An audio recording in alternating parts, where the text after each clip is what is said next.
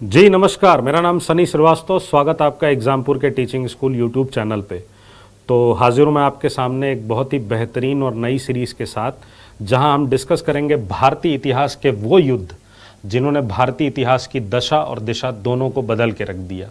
इन युद्धों को आप ऐसे समझिए कि ये आपके एग्ज़ाम के पॉइंट ऑफ व्यू से तो इम्पॉर्टेंट हैं ही, पर भारतीय इतिहास का क्या एक जरिया रहा है, भारतीय इतिहास की क्या एक गति रही है, उनको समझने में भी ये आपके बहुत काम आने वाली है। ठीक, तो स्टार्ट करते हैं इंडियन हिस्ट्री के वो बैटल्स जिन्होंने इंडियन हिस्ट्री के कोर्स को क्या कर दिया, चेंज कर दिया, यानी वो युद्ध जिन्होंने भारतीय इतिहास की दिशा बदल दी। और इन युद्धों में सबसे पहले जिस युद्ध पे मैं चर्चा करना चाहता हूं, वो युद्ध कोई और नहीं बल्कि क्या है, झेलम का युद्ध, जिसे हम वॉर ऑफ झेलम भी कहते हैं।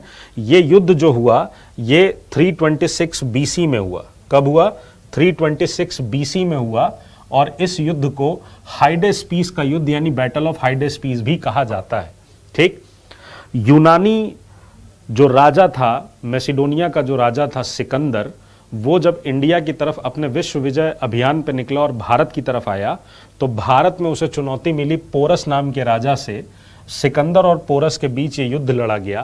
पोरस का जो राज्य था वो झेलम और चिनाब नदियों के बीच स्थित था। इसे मध्यवर्ती देश भी कहा जाता है।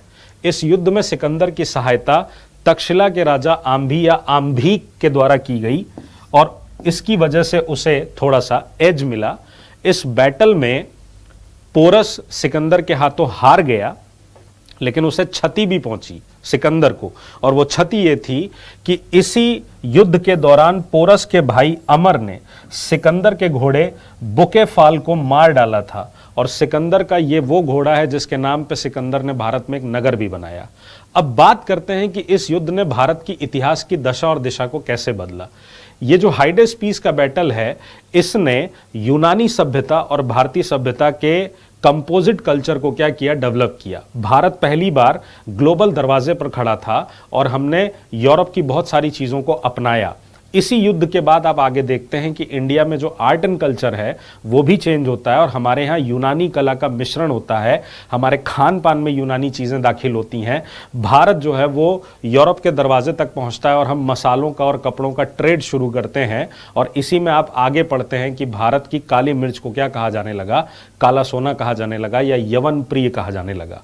तो इस तरह से भारत के इतिहास की दशा और दिशा बदलने में इस युद्ध ने बहुत बड़ा रोल अपनाया। अगली वीडियो में हम किसी नए बैटल पर चर्चा करेंगे जिसने भारतीय इतिहास को बदल कर रख दिया। तब तक के लिए देखते रहिएगा एग्जामपुर का टीचिंग स्कूल। जय हिंद, जय भारत, नमस्कार।